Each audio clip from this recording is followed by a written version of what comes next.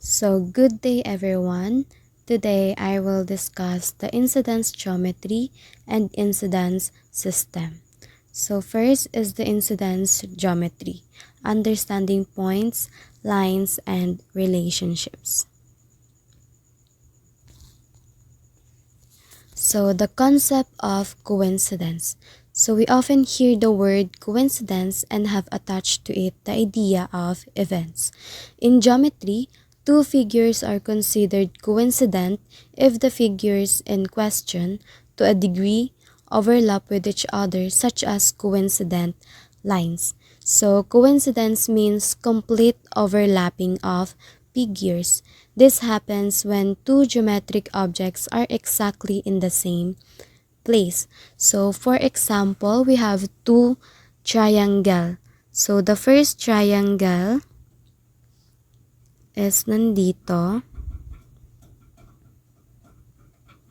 Then yung second triangle is nasa top lang rin ng unang triangle. So that what we call coincidence.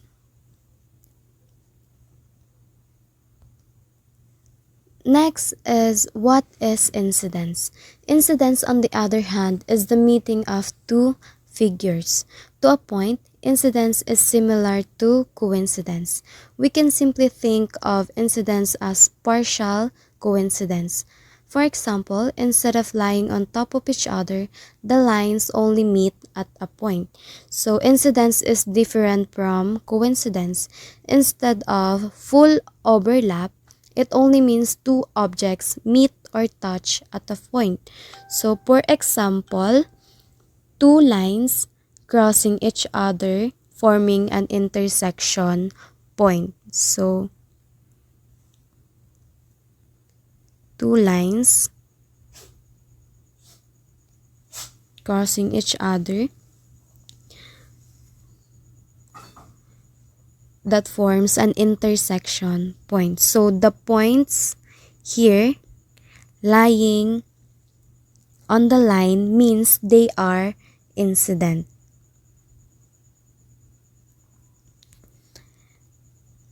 Now we will proceed to the incidence geometry. So simply put, incidence geometry refers to a branch of mathematics that deals with incidence relations that can exist between points, lines, planes, and other geometric entities.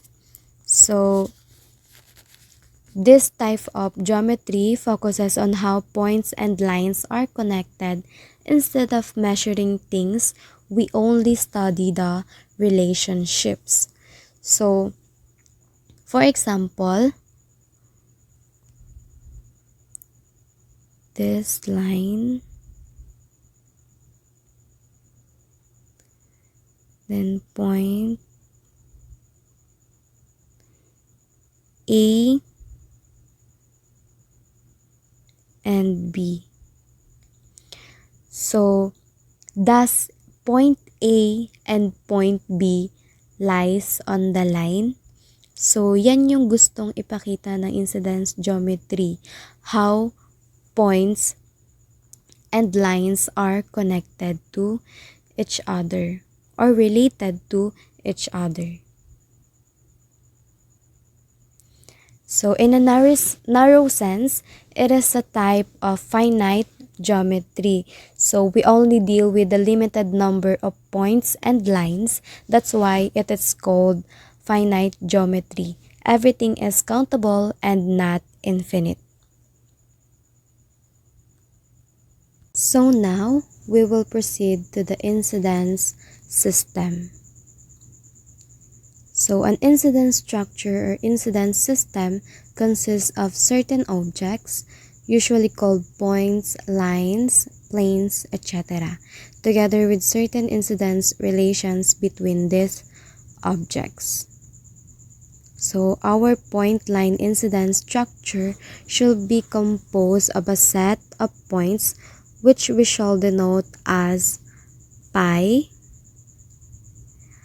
a set of lines which we shall denote as lambda, and their incidence relation ρ, which is a binary relation indicating which point line pairs are incident.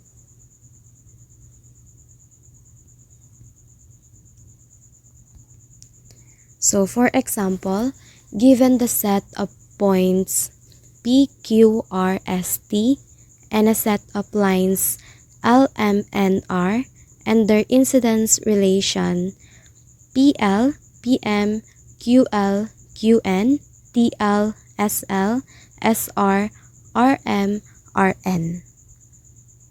So this illustration shows the relationship of points and lines. So point P is in the line L and line M. Then point Q is in the line L and line N. Then point T is in the line L. Point S is also in the line L and line R. Then point R is in the line M and N. So, kahit anong itsura ng drawing, kahit pabaluktot, pahiga, or baliktad yung line, valid pa rin siya basta tama yung pinapakita niyang connection. In incidence geometry, the shape or orientation of lines does not matter as long as the connections are correct, the diagram is valid. So instead of listing pairs, we can use also a table to present the relationship of lines and points, or what we call incidence matrix. So kapag may number 1 na nakalagay, meaning the point lies on the line. Kapag 0 naman, it does not. So point P lies on the line L and M.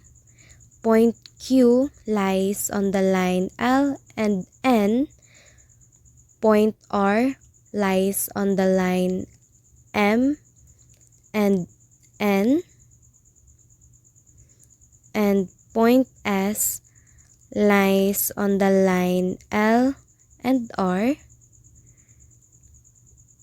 Then last is point T lies on line L only.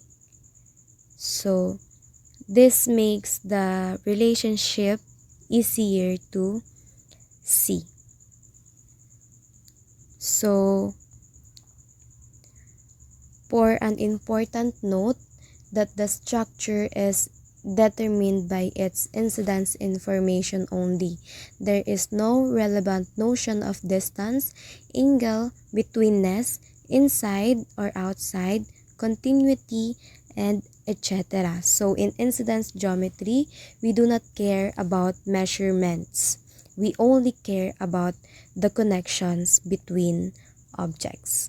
So that would be all. Thank you for listening.